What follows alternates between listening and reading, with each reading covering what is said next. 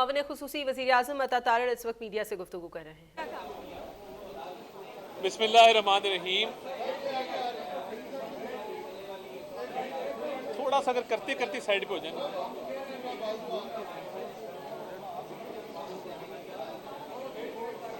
उन्हें क्या कट ही हो जाएगा ना, लाइव इधर आ जाए।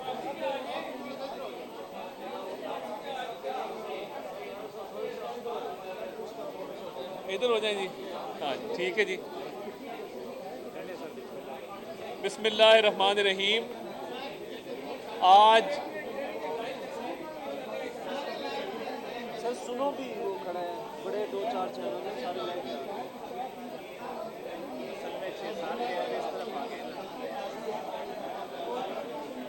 हुआ जी। ये मनाज़िर आप अपने टेलीविजन स्क्रीन पर देख रहे हैं। सुप्रीम कोर्ट में इस वक्त समाअत जारी है। पंजाब और खैबर पख्तूनख्वा में इंतखाबात मुलतवी करने के हवाले से सुप्रीम कोर्ट में 3 रुकनी बेंच इस मामले की समाअत कर रहा है। इस वक्त समाअत के दौरान वक्फा है। वज़ीर-ए-आज़म के मुआविन खुसूसी अता तारड़ इस वक्त सुप्रीम कोर्ट के बाहर मौजूद हैं और मीडिया के नुमाइंदगान के सवालात के जवाब देने के लिए यहाँ मौजूद हैं।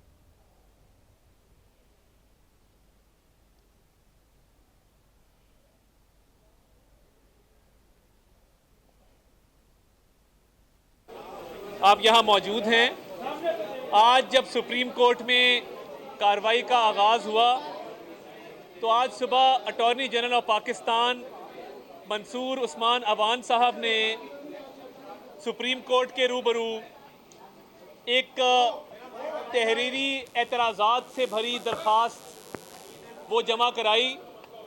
जब सुबह ये दरख्वास्त रजिस्ट्री में दी गई तो रजिस्ट्री ने इसको लेने से इनकार किया और कहा गया कि ये दरख्वास्त डायरेक्टली ऑनरेबल सुप्रीम कोर्ट के बेंच के सामने रखी जाए। वफाक की तरफ से जो एतराज़ात आज तहरीरी तौर पे अटॉर्नी जनरल ऑफ पाकिस्तान ने उठाए हैं वो बड़ी संजीदा और संगीन नौयत के हैं।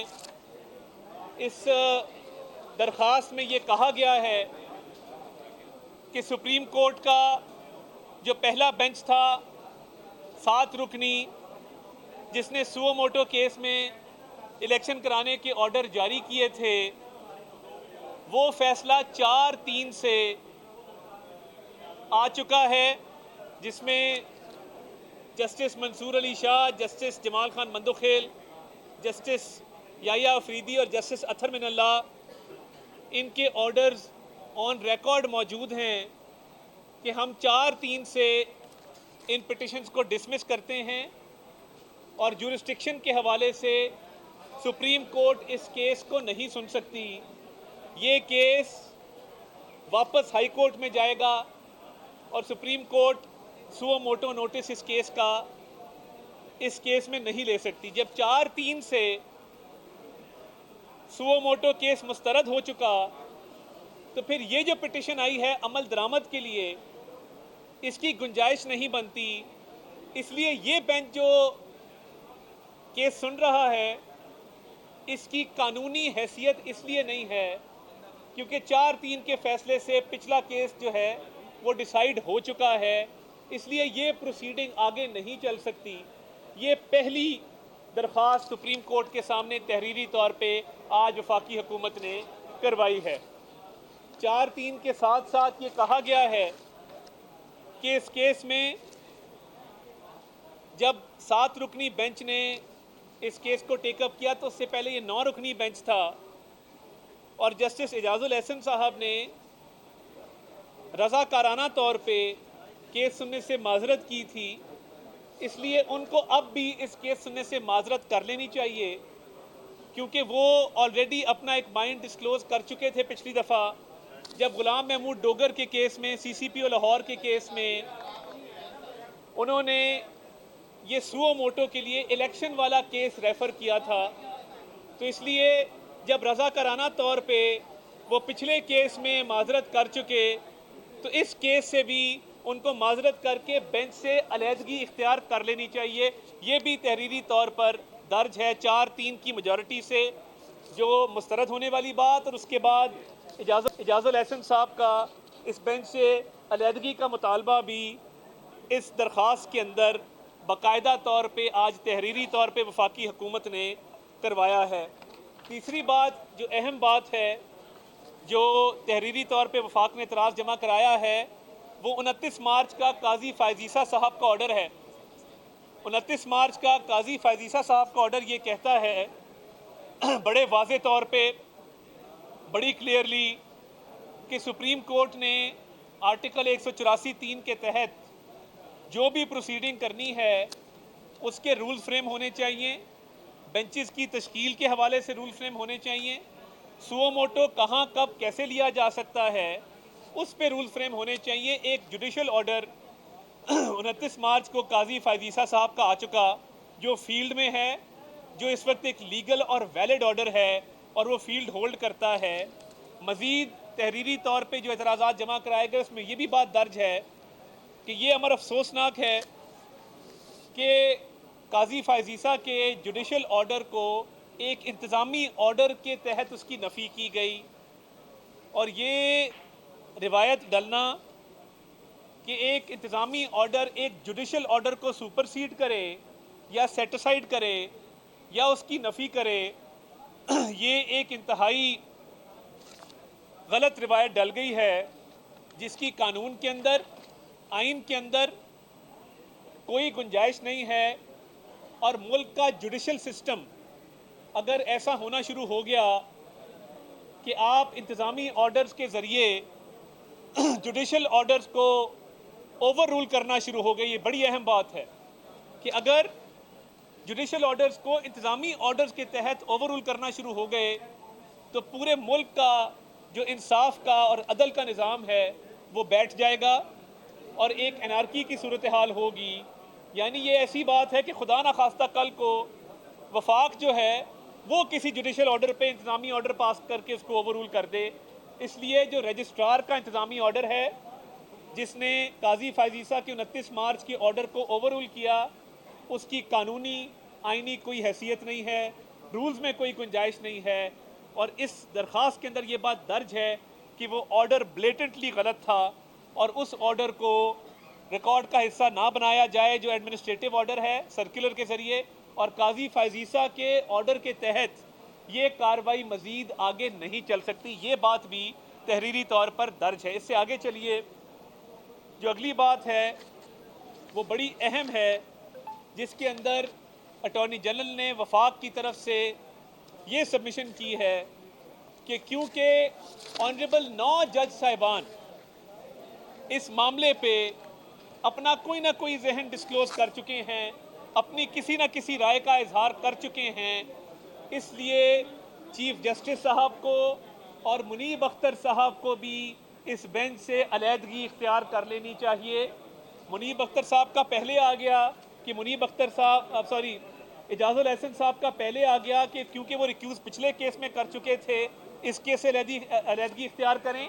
और साथ ही साथ चीफ जस्टिस और मुनीब अख्तर साहब, क्योंकि वो भी इस मामले पे माइंड भी डिस्क्लोज कर चुके हैं, 4-3 का ऑर्डर भी आ चुका है, काजी फायजीसा का ऑर्डर भी आ चुका है, इसलिए इन दोनों को भी बेंच से अलहदगी इख्तियार करनी चाहिए और ये केस आगे नहीं सुनना चाहिए। इन तमाम तर बातें करने के बाद जो वफाक ने आर्टिकल 224 की बात की है वो बड़ी अहम है कि आर्टिकल 224 आइन का वो केयर टेकर का कॉन्सेप्ट देता है कि पूरे मुल्क में केयर टेकर गवर्नमेंट्स होंगी, और ये इस बात की दलील है कि तमाम मुल्क में इलेक्शंस बैक वक्त होंगे। किसी एक सूबे में या वफाक में कोई सियासी हुकूमत ना हो जो किसी दूसरे सूबे में या वफाक में इलेक्शन पर असरअंदाज हो सके या बतौर सरकार अपना इन्फ्लुएंस इस्तेमाल कर सके। आर्टिकल 224 के होते हुए गुंजाइश नहीं है कि अलग-अलग इलेक्शन किए जाएं, और ये बात भी इस दरख्वास्त में दर्ज है कि पंजाब असम्बली को तोड़ा गया पॉलिटिकल मोटिव के तहत, और उसमें नेशनल असम्बली के इलेक्शन पर असरअंदाज होने की एक कोशिश है। तो इसलिए आर्टिकल 224 बैक वक्त इलेक्शंस की बात करता है, वो भी इसमें दर्ज है। इसमें सदर मुमलिकत की जो अथॉरिटी है उसको भी चैलेंज किया गया है और ये कहा गया है कि सदर मुमलिकत के पास ये इख्तियार नहीं है कि वो इलेक्शन की डेट अनाउंस करें, ये इलेक्शन कमीशन का इख्तियार है, और इलेक्शन कमीशन ने अपना इख्तियार इस्तेमाल करते हुए डेट अनाउंस की थी, और उसके बाद जब हालात देखे गए तो उसमें फिर रद्द बदल की गई। जो 3 मेन इसमें इस्तदाएँ की गई हैं वो ये की गई हैं कि ये पिटिशन क्योंकि 4/3 से पिछली डिसमिस हो चुकी, ये केस ना सुना जाए। दूसरा, काजी फायजीसा के ऑर्डर के तहत ये केस आगे ना चलाया जाए।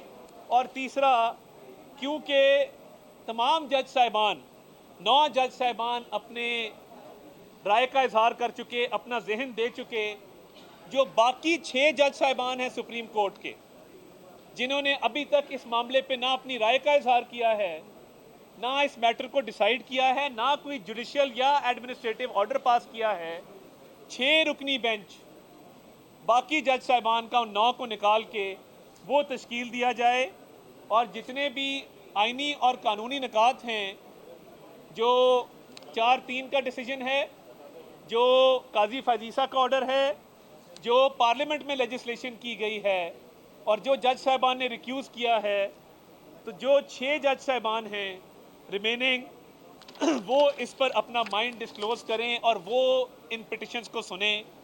हमारी ये तमाम जो दरख्वास्तें हैं जो वफाकी हुकूमत ने तहरीरी तौर पे की हैं वो आपके सामने रख दी। ये तमाम तर चीज़ें आइन, कानून और जुडिशल ऑर्डर्स के तहत हैं।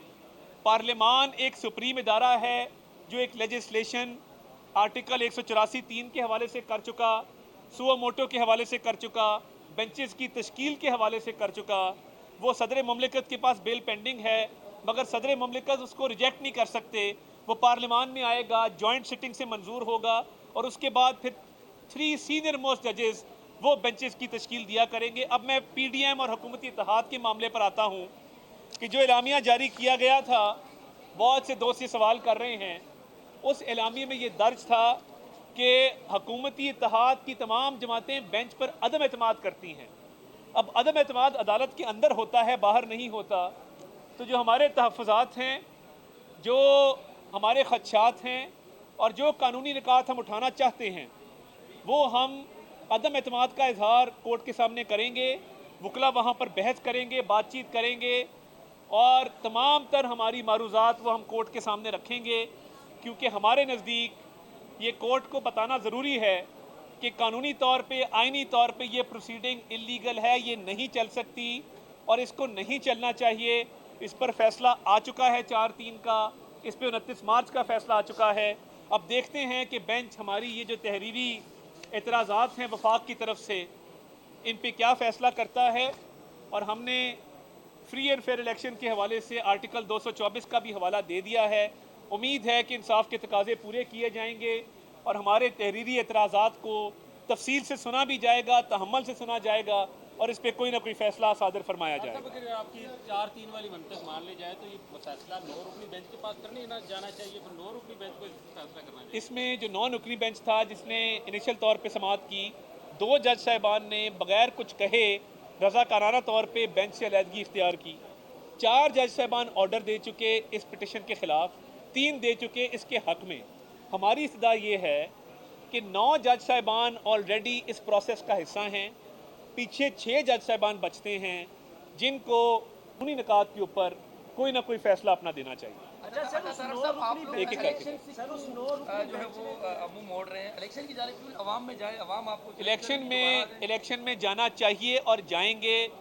इलेक्शन कैंपेन का आगाज़ मरीम नवाज शरीफ साहिबा कर चुकी, खुडियाँ का एक तारीखी जलसा आपने देख लिया, मगर ये नहीं हो सकता कि 63A की गलत तशरीह करके सुप्रीम कोर्ट ने की कि मुनहरिफ अराकीन वोट जो डालेंगे वो गिनती में शुमार नहीं होगा। एक गुनाह की 2 सज़ाएँ कि आप अपनी सीट से भी जाएंगे, आपका वोट गिनती में शुमार भी नहीं होगा और फिर पार्टी हेड की जगह पार्लिमानी पार्टी को डाला गया।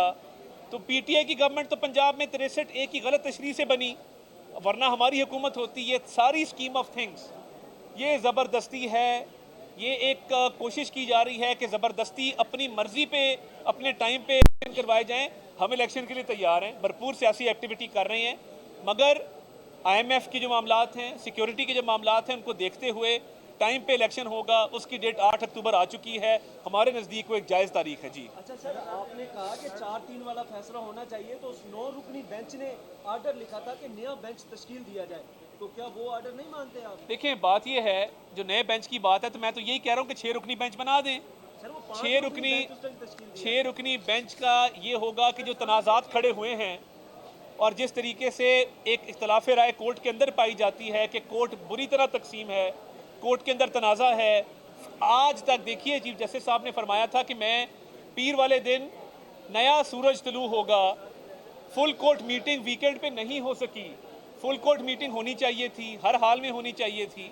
तो इसलिए मैं ये समझता हूँ कि ये 6 रुकनी बेंच बेहतर फैसला कर सकता है। तारिक साहब, बाहर तहरीक इंसाफ और मुस्लिम नवाज दोनों के वकला आमने सामने हैं। क्या तारीख को दोहराते हुए एक मतलब फिर से सियासी जमात सुप्रीम कोर्ट पे चढ़ाई नहीं, देखिए चढ़ाई का तो कोई ना सवाल पैदा होता है ना मेरा ख्याल है इसका कोई खदशा है। वो मौजूद हैं, पढ़े लिखे लोग हैं, अपनी अपनी बात करेंगे, हमारे भी वकला हैं, उनके भी मौजूद हैं। तो मैं नहीं समझता कि कोई महाजराई की सूरत हाल है। हम सारे बार के मेंबर्स हैं, हम सारे लाइसेंस होल्डर्स हैं, तो हम एक दूसरे की भी इज्जत करेंगे और कोर्ट की भी इज्जत करेंगे। बहुत शुक्रिया। तारड़ साहब, ये भी बताइएगा, आपने 9 रुकनी जो बेंच ऑलरेडी इस केस का हिस्सा बन चुका था। आज जैसे मनीब अख्तर ने भी कहा कि अगर 4 दिन का फैसला नहीं माना जाता तो फिर मामला 9 रुकनी बेंच की तरफ जाएगा। अगर 9 रुकनी बेंच की तरफ दोबारा ये फैसला जाता है तो क्या उसको आप तस्लीम करेंगे? देखिए बात यह है कि 9 रुकनी बेंच में अगर इजाज़ुल हसन साहब शरीक होते हैं, मज़ाहिर अली अकबर नकवी साहब शरीक होते हैं, जो ऑलरेडी अपना माइंड दे चुके, जिनके खिलाफ एक रेफरेंस भी दायर हो चुका, तो मैं नहीं समझता कि इंसाफ के तकाजे पूरे होंगे। इजाज़ुल हसन साहब को तो खुद ग्रेस शो करके यहाँ से रिक्यूज़ करना चाहिए था। पता नहीं क्यों बज़िद है इस बेंच में बैठने के लिए। इसीलिए हमने तहरीरी तौर पर इस्तदा की है कि बाकायदा 6 रुकनी बेंच बनाया जाए और वो कानूनी निकात का फैसला कर दे। बहुत शुक्रिया। बाद में वज़ीर आज़म के मावरे ख़ुसूसी अता तारड़ मीडिया से गुफ्तगू कर रहे थे। उनका कहना था कि सुप्रीम कोर्ट में आज कार्रवाई का आगाज़ हुआ। अटॉर्नी जनरल ने तहरीरी एतराज़ात से भरी दरख्वास्त दायर की। जो एतराज़ात उठाए गए थे वो संजीदा नौइयत के हैं। उन्होंने कहा कि दरख्वास्त में वफाक की जानिब से एतराज़ात उठाए गए।